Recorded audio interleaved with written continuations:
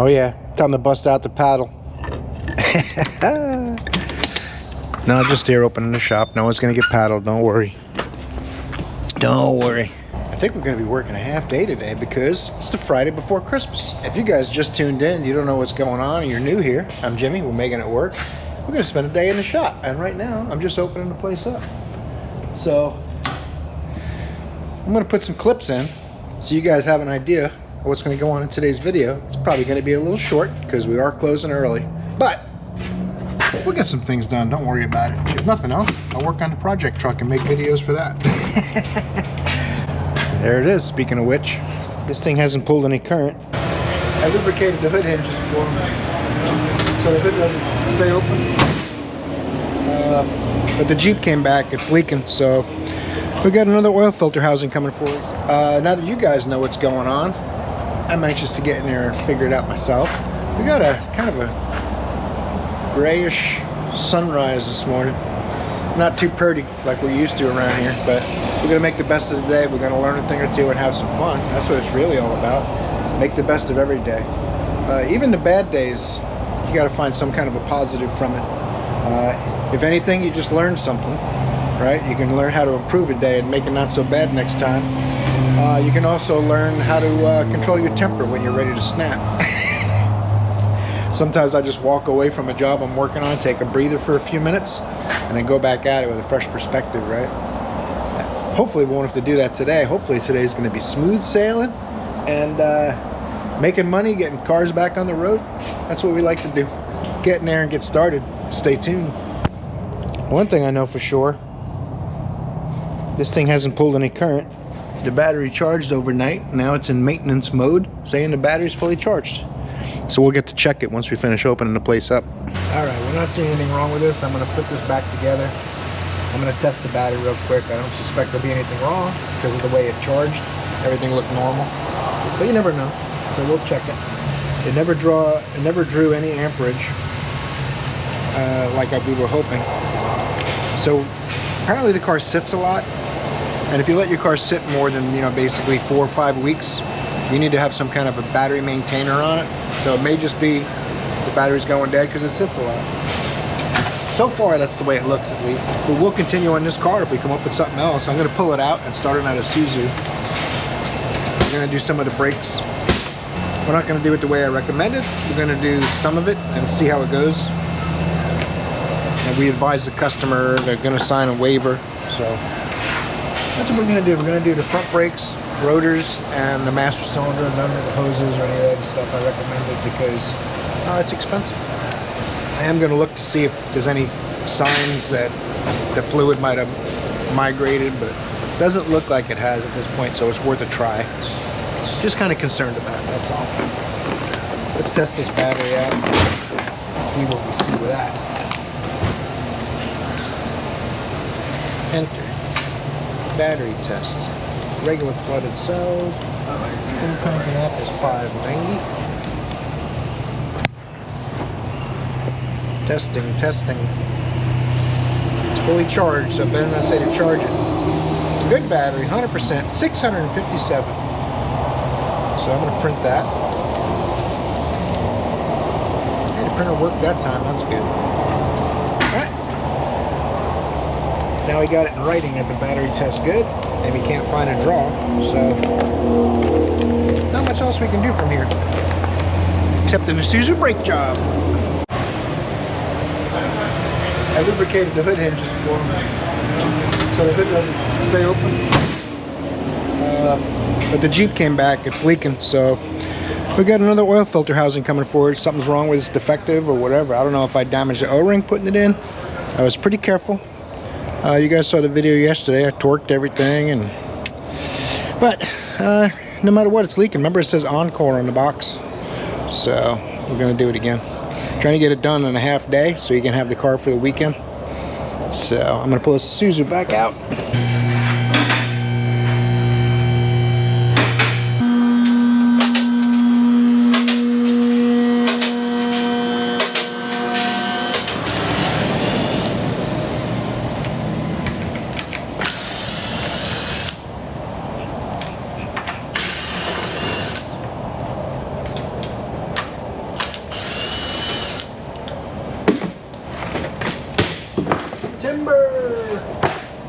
Gotta drain the coolant first. I like to take the front wheels off just so it's a little easier to work on, like it's almost like just a regular car instead of an SUV. Just lowers her down a little bit. So we'll replace the new coolant housing with a new coolant housing. Let's see how it goes. Really curious to see if I tore the O-ring or something cracked. I hate this kind of stuff. It really irritates me. I'm gonna try to keep a smiley face on though. Let's do it. It's a little hot right now too, but we don't have time to wait. So we're gonna work under the stresses of heat.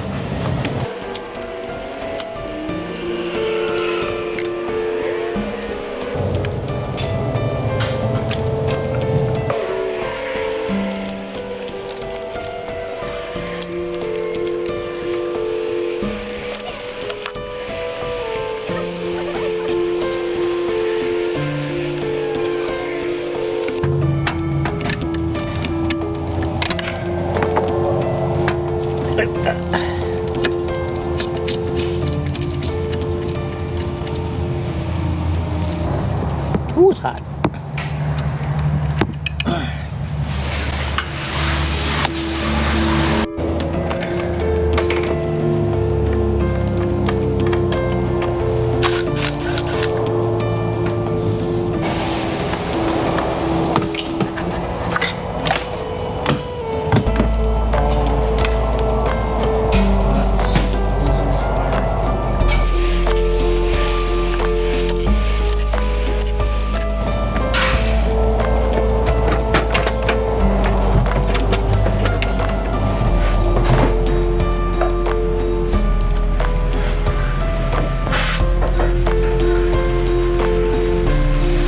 Hot and it's got some fuel pressure, so let that do its thing for a second. Keep it out of the ports. You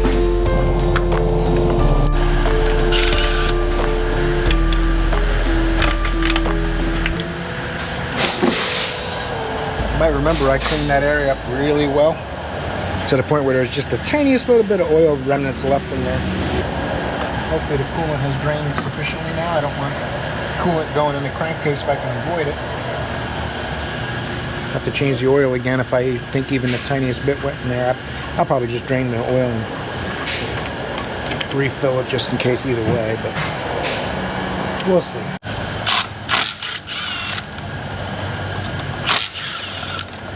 Lord, I didn't like the way that looked. When I loosened this bolt, it tweaked.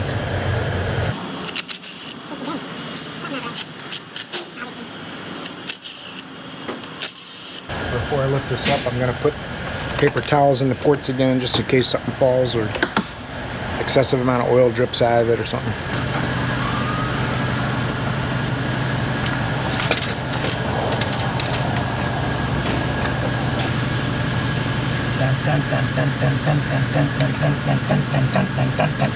Suspenseful music, I don't have to edit it in that way.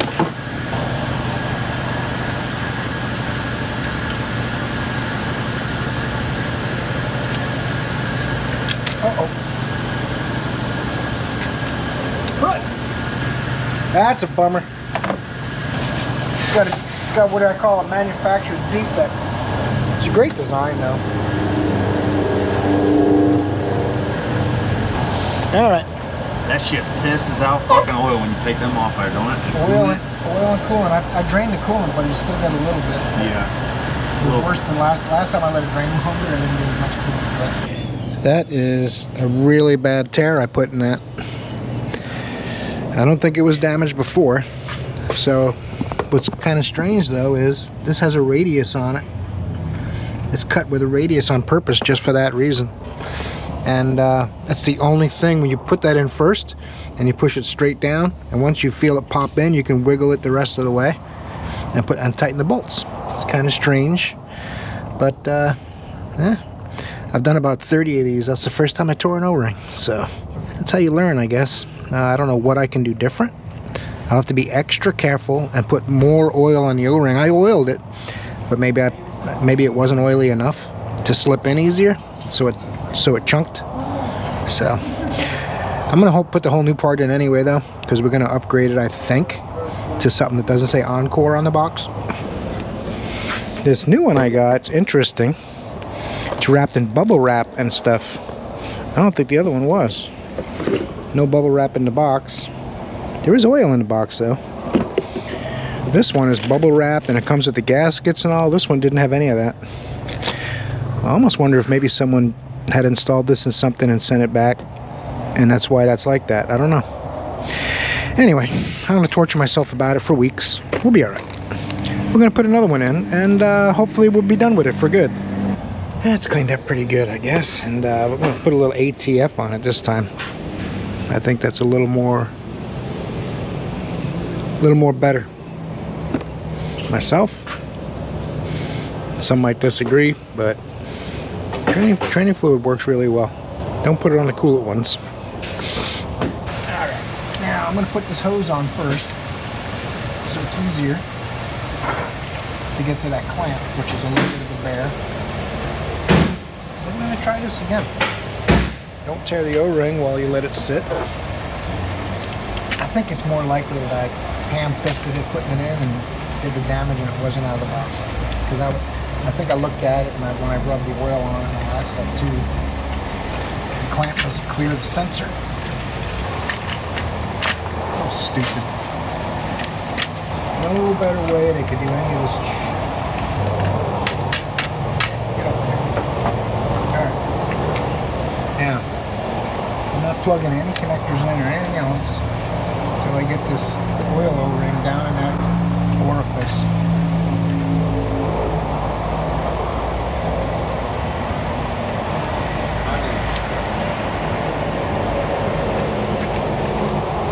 Slides right in, right? Shouldn't be a problem. Doesn't mean it won't be. Just that it shouldn't be. I've probably done 30 of these. I've never had an O-ring tear. So, you know, sometimes things happen. Fix it. That's what you gotta do. I just hate redoing stuff and feeling like I didn't get somewhere. Those are all started. I'm gonna try to snug this one first right near that heel and go real even.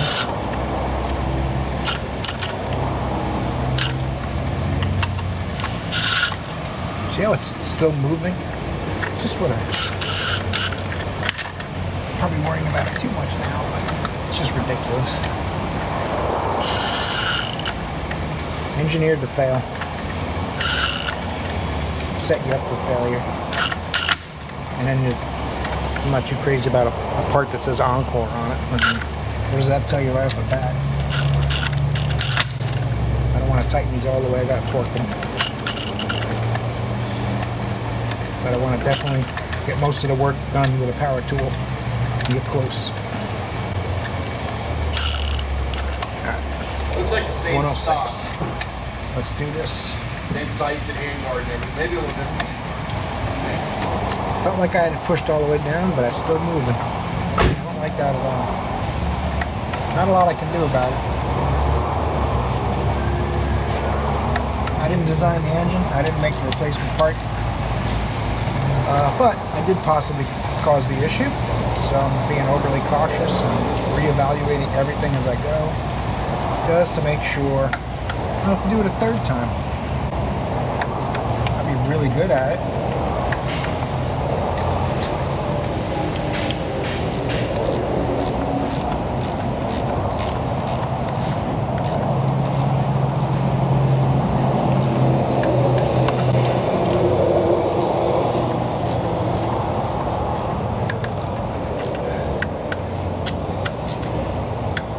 Seems easy enough. All right, let's finish buttoning this up, make sure everything clicks in. Oop, that goes the other way on this one. Sometimes the sensors aren't lined up in the same exact place. This goes back in its holder, as does this one. There's a holder down there, and there's a holder on this bracket here. There you go. All right. Oh, did I mention I get aggravated when I have to redo stuff that, especially if it's my fault, it's even worse. I get aggravated at bad parts, and I get even more aggravated at my mistakes.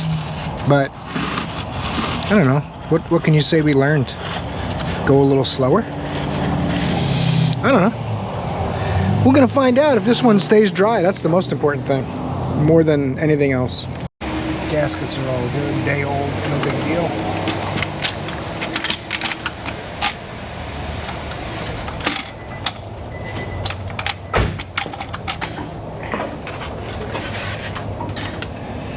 Let's get a straight saw.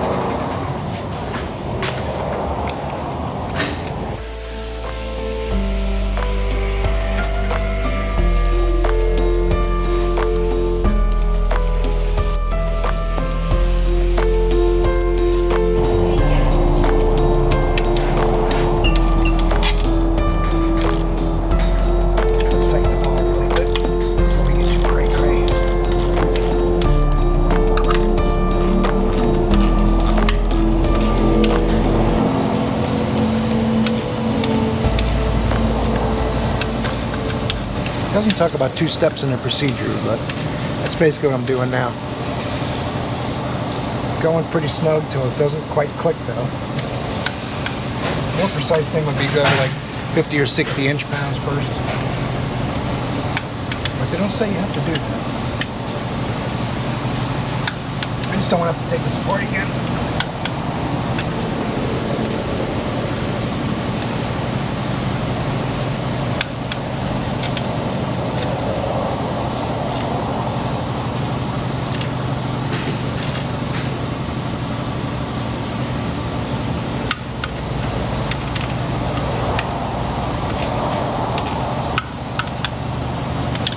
Ideally, you can do this without an extension's even better.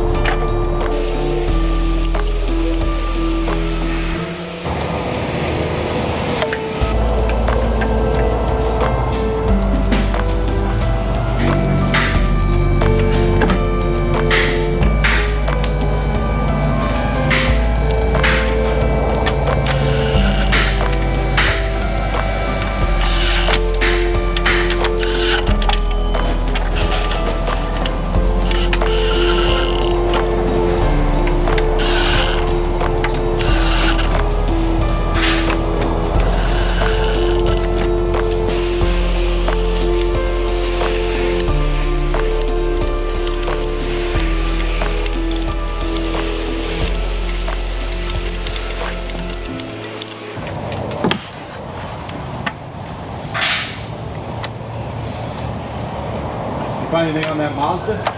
Nah.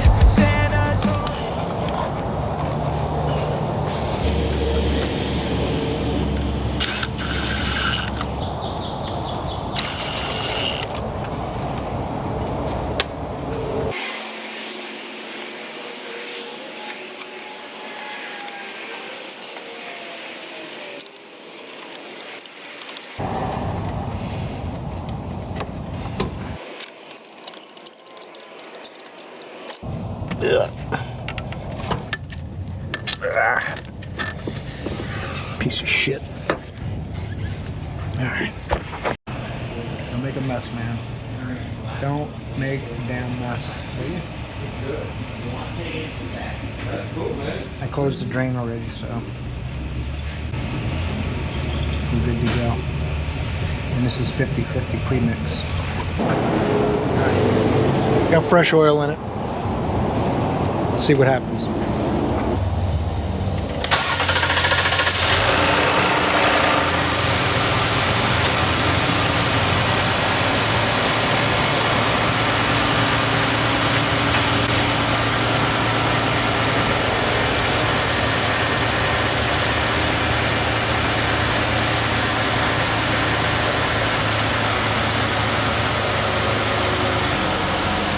Oh, you guys want to see too? Okay.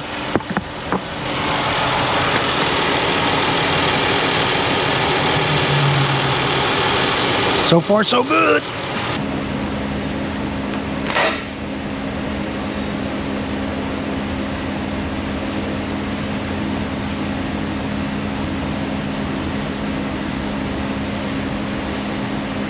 Swap the deck, matey.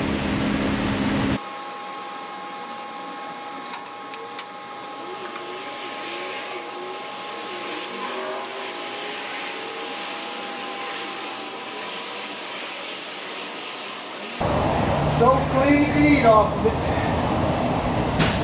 But I wouldn't recommend it. Oh, you know what? Oh, wait. I think I might have something actually. Now that I think about it. That's good. Yeah, I Got did. the axle nuts on? Yes. It's great. God, it's amazing. I forget how Alright, Mazda. We're going to do a starter. I don't know what transpired, but I do what I'm told. So, doing a starter. 0.8. Should be pretty easy, I guess, for 0.8, right?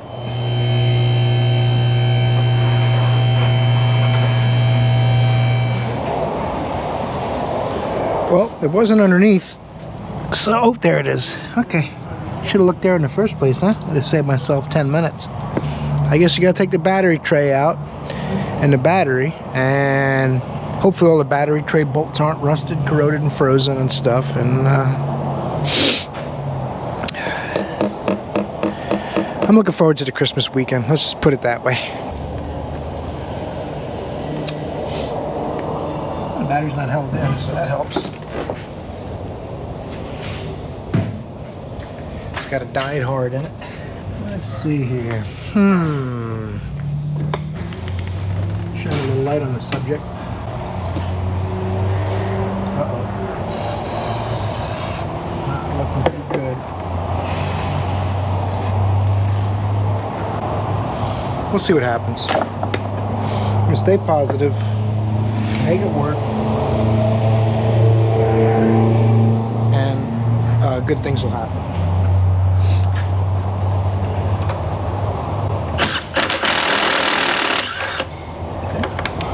Told you it would come right off. And it doesn't mean deep creep is that awesome. It just means they probably weren't that tight. Although the deep creep stuff helps a little bit. It's not. You can see, like, I sprayed it on there. It didn't really get to anything other than being on the top of it, and maybe a tiny bit in the first thread. But I use it because I want to believe that it works a little bit. It does something to help you. So. The next thing is, it looks like there's traces of the leak from the water pump, potentially from this little heater hose adapter thing on top of the coolant housing mess it's got. The starter's buried under some rusty brackets. But I'm guessing it comes out of there a little easier than it looks because of labor time. It doesn't mean anything, just because, like I always say, a lot of Japanese cars, man, they really go light on labor because they want to claim it costs less to own their cars and stuff. But in reality, they're just making the mechanics pay for it. Maybe it's not too bad. I think the bolts go down from the top, like it bolts onto the transmission and gets the flywheel that way. So yeah, I should complain less and work more. I don't know. I'm probably just a little too grumpy right now. That's all. Uh-oh. Is that a 13? Yep. That means it's been replaced before because they're normally 12s. Could be wrong, but I thought it would normally be a 12 on these, but that looks like a factory style nut. I'm learning stuff every day, man. Every day. This little power exciter wire connector. It's hard to even see where it's going to unplug from, but I want to say there's a little tab. I'll show you in a second. I don't know what it's going to do. I'm going to have to pull it up. I'll show you. This little tab, I actually lifted that up to get it to release from the spade connector. And I don't know, we'll see if it fits out. There's a couple of bolts. I don't know if you can see that bolt down there.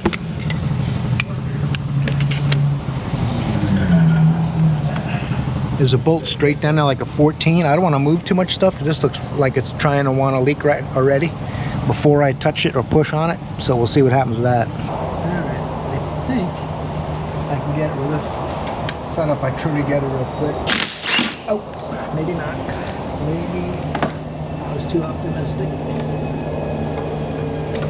There's 13 on the starter hold down bolts too, which is very unusual. Ha!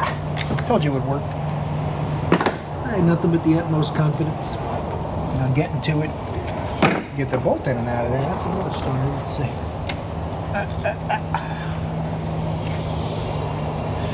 Alright, got it. Should be one more like that in there somewhere.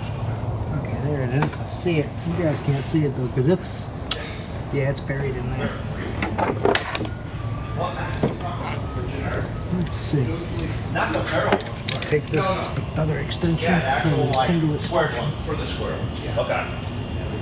They don't charge. They don't charge us for that? We usually don't charge for that. Oh wow. Usually not. That's cool. Oh wow!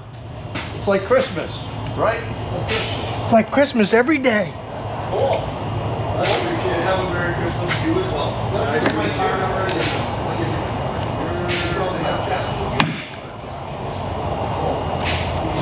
Alright, come on now, let's do this.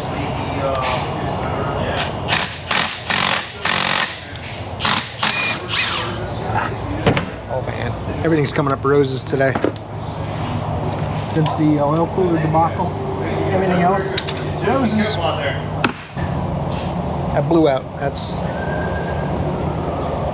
going back to the bragging thing. That's what happens. Let's see if we can get it out of there. It's not going to be an easy one. Alright. Now the bolt.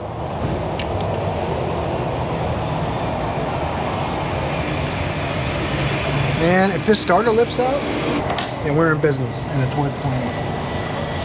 Uh-oh. Feels like there's a third bolt. This thing is still locked in there. There's no front bracket. I bet you it's corroded to the transmission case. Just like that pine needle's corroded to me. It's got sap on it. That's nice. Some say I'm a big sap. Alright. Come on, Mr. Starter. Let's do the thing. See what you got. I don't want to break anything, but I gotta give it a decent tug, see if there's something else holding it, right? Oh, there, something's happening. Wish I knew why we were changing it. I think something about a noise, they said. I thought I heard a belt noise, but it's all good. Alright.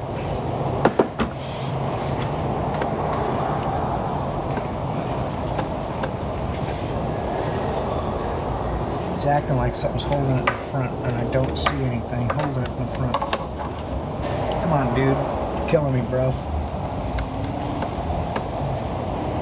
I bet you there's a dowel pin. That's what I feel. Feels like there's a dowel pin in the bell housing. From the starter to the bell housing. It's kind of bound up on corrosion.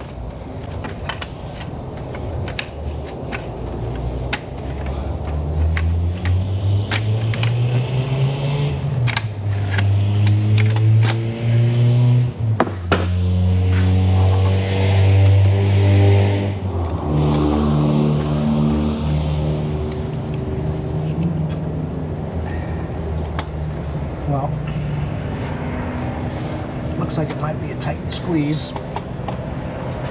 We'll see. Oh, my little 0.8 starter. Let's do this. It'll make me take more stuff off. It'll be really sad. Let's see.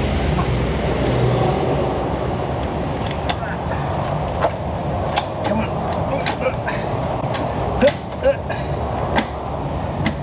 The ears of the starter boss are caught on the starter thingamajig.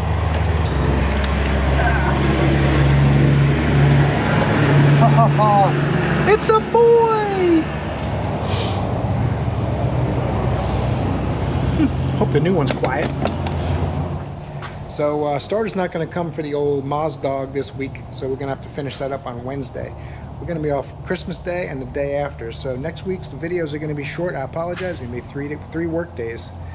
I do like the long weekend though, so I hope you bear with me. And don't forget, I got 1,400 videos on the main page. If you go to my YouTube page, there's all kinds of things, tool categories, some opinion videos, which I got to make more of those, I think. I'm very opinionated. Torque the like button on your way out, if you will. Check out the videos in the corners if you're interested in some more content, quick and easy to find. It's going to pop up right there at the end. Hope I see you in the next one, because you're awesome.